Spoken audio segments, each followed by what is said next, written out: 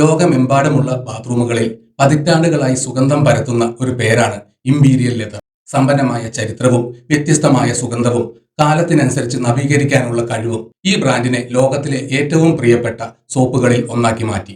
ഈ വീഡിയോയിൽ imperial leather സോപ്പിന്റെ ഉത്ഭവം മുതൽ അതിന്റെ ഇന്ത്യൻ വിപണിയിലെ വളർച്ച വരെയുള്ള യാത്രയെക്കുറിച്ച് വിശദമായി പരിശോധിക്കാം. ഇംപീരിയൽ ലെതർ സോപ്പിന്റെ കഥ ആരംഭിക്കുന്നത് 18-ാം നൂറ്റാണ്ടിലാണ്. കൃത്യമായി പറഞ്ഞാൽ 1768 ലണ്ടനിലെ ബെയ്ലീസ് ഓഫ് ബോണ്ട് സ്ട്രീറ്റ് എന്ന പ്രശസ്തമായ പെർഫ്യൂമറി സ്ഥാപനത്തിൽ.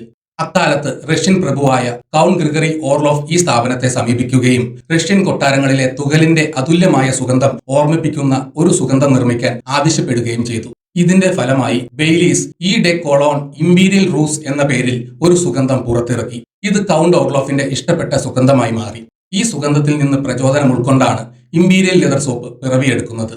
1921 അലക്സാണ്ടർ ടോം കസൻസിന്റെ ഉടമസ്ഥതയിലുള്ള കസൻസ് സൺസ് ആൻഡ് കോ എന്ന കമ്പനി ബെയ്ലീസ് ഓഫ് ബോണ്ട് സ്ട്രീറ്റിനെ ഏറ്റെടുത്തു. ഈ ഏറ്റെടുക്കലിലൂടെ ബെയ്ലീസിന്റെ നൂറ്റാണ്ടുകൾ പഴക്കമുള്ള കയ്യെഴുത്ത് രേഖകളിലെ സുഗന്ധക്കൂട്ടുകൾ കസൻസിന്റെ കൈവശമെത്തി. ഈ അമൂല്യ ശേഖരത്തിൽ നിന്നാണ് 1938 അലക്സാണ്ടർ ടോം കസൻസ് യഥാർത്ഥ പെർഫ്യൂമിന്റെ ഒരു പുതിയ പതിപ്പ് ഉപയോഗിച്ച് റഷ്യൻ ലെതർ എന്ന പേരിൽ സോപ്പ് നിർമ്മിച്ചത്.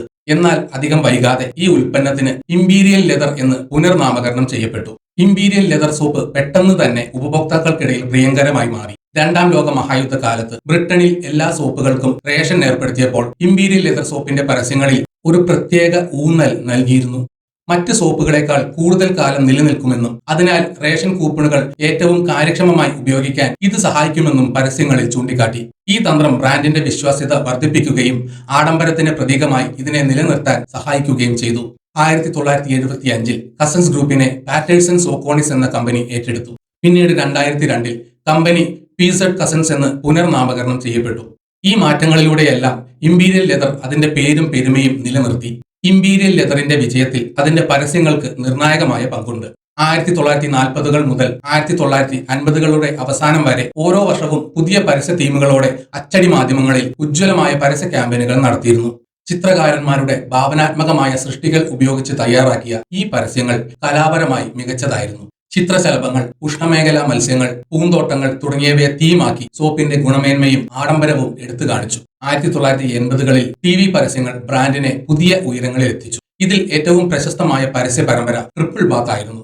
ഈ പരസ്യങ്ങളിൽ ഒരു സമ്പന്ന കുടുംബത്തിലെ അംഗങ്ങൾ ഓരോരുത്തരും 3 വ്യത്യസ്ത ബാത്ടബുകളിൽ ഇരുന്ന് സോപ്പ് ഉപയോഗിക്കുന്നതും വിമാനത്തിലോ ട്രെയിനിലോ ബഹിരാകാശ വാഹനത്തിലോ വിദേശ സ്ഥലങ്ങളിലേക്ക് യാത്ര ചെയ്യുന്നതും ചിത്രീകരിച്ചു. ഇത് ഇംപീരിയൽ ലെതർ സോപ്പിനെ ആഡംബരത്തിന്റെയും ആശ്വാസത്തിന്റെയും പ്രതീകമാക്കി. ഇന്ത്യൻ വിപണിയിലേക്ക് ഇംപീരിയൽ ലെതർ സോപ്പ് എത്തിയതിനെ കുറിച്ച് കൃത്യമായ തീയതികൾ ഔദ്യോഗികമായി ലഭ്യമല്ലെങ്കിലും 1990-കളിൽ ഈ ഉൽപ്പന്നം ഇന്ത്യയിൽ പ്രചാരം നേടി തുടങ്ങിയതായി കാണാം. ആഗോള ബ്രാൻഡുകൾ ഇന്ത്യൻ വിപണിയിൽ പ്രവേശിക്കാൻ തുടങ്ങിയ കാലഘട്ടമായിരുന്നു അത്.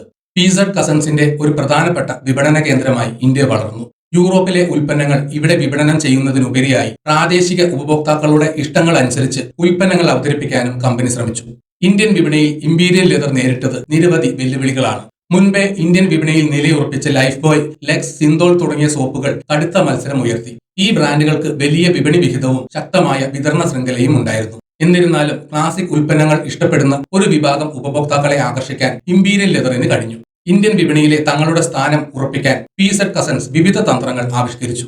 ഇതിൽ പ്രധാനപ്പെട്ട ഒന്ന് ഇന്ത്യൻ ഉപഭോക്താക്കളുടെ താൽപര്യങ്ങൾക്കനുസരിച്ച് പുതിയ ഉൽപ്പന്നങ്ങൾ അവതരിപ്പിച്ചതാണ്. Gold, active, extra care, fresh feel തുടങ്ങിയ വിവിധ തരം സോപ്പുകൾ ഇന്ത്യയിൽ ലഭ്യമാക്കി. ഓരോ ഉൽപ്പന്നത്തിനും അതിന്റേതായ സുഗന്ധവും പ്രത്യേകതകളും ഉണ്ടായിരുന്നു. ഇത് കൂടുതൽ ഉപഭോക്താക്കളിലേക്ക് എത്താൻ ബ്രാൻഡിനെ സഹായിച്ചു. ഓൺലൈൻ വ്യാപാര രംഗത്തെ വളർച്ച ഇംപീരിയൽ ലെതറിന് ഇന്ത്യയിൽ പുതിയ അവസരങ്ങൾ നൽകി. ബിഗ് ബാസ്ക്കറ്റ്, ഫ്ലിപ്കാർട്ട്, മീഷോ തുടങ്ങിയ ഓൺലൈൻ പ്ലാറ്റ്ഫോമുകളിലൂടെ ഉൽപ്പന്നങ്ങൾ ഉപഭോക്താക്കളിലേക്ക് എളുപ്പത്തിൽ എത്തിക്കാൻ കഴിഞ്ഞു. അതുപോലെ തന്നെ യൂറോപ്പിലേതിന് സമാനമായി ഇന്ത്യയിലും ഇംപീരിയൽ ലെതർ പരസ്യങ്ങളിൽ ശ്രദ്ധ ചെലുത്തി. പരമ്പരാഗത മാധ്യമങ്ങളോടൊപ്പം ഡിജിറ്റൽ മാർക്കറ്റിംഗും ഉപയോഗിച്ച് യുവാക്കളിലേക്ക് എത്താൻ ശ്രമിച്ചു. ഇംപീരിയൽ ലെതർ സോപ്പ് ഇന്നും ഇന്ത്യയിലെ വിപണിയിൽ ഒരു പ്രധാന സാന്നിധ്യമാണ്. ഇത് കൂടുതലും മെട്രോ നഗരങ്ങളിലും പ്രീമിയം വിഭാഗത്തിൽപ്പെടുന്ന സ്റ്റോറുകളിലുമാണ് ലഭ്യമാകുന്നത്. ഇ-കൊമേഴ്സ് വെബ്സൈറ്റുകളിൽ ഇതിന് നല്ല ഡിമാൻഡ് ഉണ്ട്. ഇത് പ്രധാനമായും വിദേശത്ത് നിന്ന് ഇറക്കുമതി ചെയ്യുന്നതിനാലാകാം വില അല്പം കൂടുതലാണ്. എന്നിരുന്നാലും അതിന്റെ ആധികാരികമായ സുഗന്ധവും ഗുണമേന്മയും ഈ സോപ്പിനെ ഇപ്പോഴും ഒരു പ്രത്യേക സ്ഥാനത്ത് നിലനിർത്തുന്നു.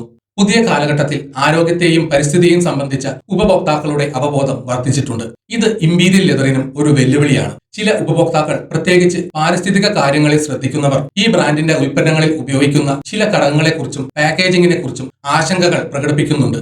കൂടാതെ സോപ്പ് വിപണിയിൽ ഇന്ന് നിരവധി പുതിയ ബ്രാൻഡുകൾ, പ്രത്യേകിച്ച് ഓർഗാനിക് പ്രകൃതിദത്ത സോപ്പുകൾ രംഗപ്രവേശം ചെയ്തിട്ടുണ്ട്.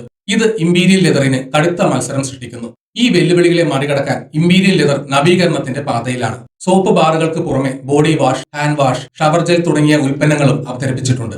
ഈ ഉൽപ്പന്നങ്ങൾ ഓൺലൈൻ സ്റ്റോറുകളിൽ ലഭ്യമാണ്. അതുപോലെ അതിന്റെ മാതൃ കമ്പനിയായ പീസഡ് കസൻസ് സുസ്ഥിരതയെക്കുറിച്ചും പരിസ്ഥിതി സൗഹൃദപരമായ ഉൽപ്പന്നങ്ങളെക്കുറിച്ചും പുതിയ നയങ്ങൾ രൂപീകരിക്കുന്നു. ഇത് ബ്രാൻഡിന് പുതിയ തലമുറ ഉപഭോക്താക്കളെ ആകർഷിക്കാൻ സഹായിക്കും. ഇമ്പീരിയൽ ലെതർ സോപ്പിന്റെ കഥയിൽ ലളിതമായ ഭാഷയുടെ പ്രാധാന്യം വളരെ വലുതാണ്. ഈ സോപ്പിന്റെ സുഗന്ധം ഒരു ആഗോള അനുഭവമാണെങ്കിലും അതിന്റെ കഥ ആളുകളിലേക്ക് എത്തിക്കാൻ ലളിതമായ ഭാഷ അത്യന്താപേക്ഷിതമാണ്.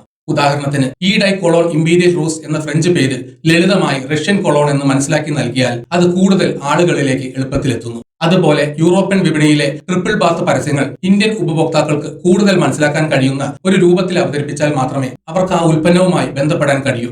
ഇമ്പീരിയൽ ലെതർ അതിന്റെ ഉപഭോക്താക്കളുമായി സ്ഥാപിച്ച ആഴത്തിലുള്ള ബന്ധത്തിന് കാരണം അത് അതിന്റെ സമ്പന്നമായ ചരിത്രത്തെ ലളിതമായി അവതരിപ്പിച്ചതാണ്. പീസഡ് കസൻസ് എന്ന കമ്പനി ഇമ്പീരിയൽ ലെതർ എന്ന ബ്രാൻഡിനെ ലോകമെമ്പാടുമുള്ള വീടുകളിലേക്ക് എത്തിക്കുന്നതിൽ വിജയിച്ചത് അവരുടെ മാർക്കറ്റിംഗ് തന്ത്രങ്ങളുടെ ഫലമാണ്. അവർ ഓരോ പ്രദേശത്തിനും അനുയോജ്യമായ രീതിയിൽ ഉൽപ്പന്നങ്ങൾ രൂപകൽപ്പന ചെയ്തു. ഉദാഹരണത്തിന്, ഉഷ്ണമേഖലാ രാജ്യങ്ങളായ ഇന്ത്യയിലും ആഫ്രിക്കയിലും കൂടുതൽ കാലം സുഗന്ധം നിലനിർത്തുന്നതും നന്നായി പതയുന്നതുമായ സോപ്പുകൾക്ക് വലിയ ഡിമാൻഡുണ്ട്. ഇമ്പീരിയൽ ലെതർ ഈ ആവശ്യങ്ങൾ മനസ്സിലാക്കി അതിനനുസരിച്ച് ഉൽപ്പന്നങ്ങൾ വികസിപ്പിച്ചു.